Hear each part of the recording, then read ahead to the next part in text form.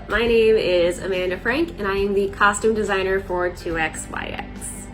Until now, I had never done a new work or an LGBTQ plus work, and this is also my first production post-graduating.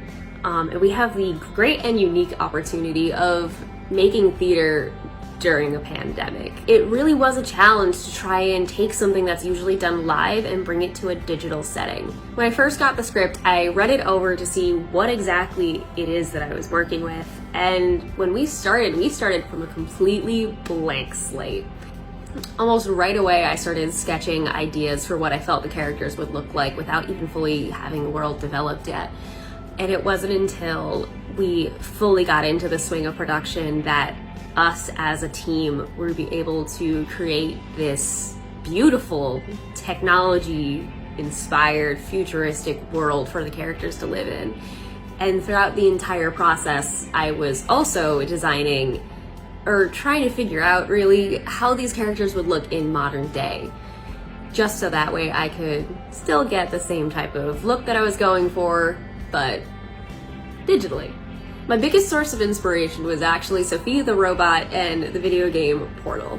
Sophia is the most human-like android that exists right now, to the point that she's even a citizen of Saudi Arabia. But she's still a robot. The overall aesthetic for my designs was inspired by Portal, mostly because of the sleek yet mechanical look of all of the robots in the video game itself. I took those designs and fine-tuned it to how it would look in clothing, but also how it would look for a human-looking robot, and not just a robot. Rather than my inspiration coming from clothing, like I would usually do for my designs, most of my inspiration was technology-based. Technology or structure, really.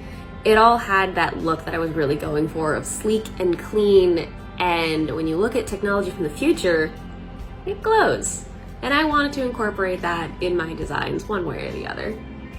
My main goal for the costumes was to represent each character's individuality. I wanted the professor to look very professional, very sleek, very up to date. The assistant, I wanted him to look immature, like he was still youthful, because he is still a college student. And then the robot, I wanted to keep his looking as mechanical as possible.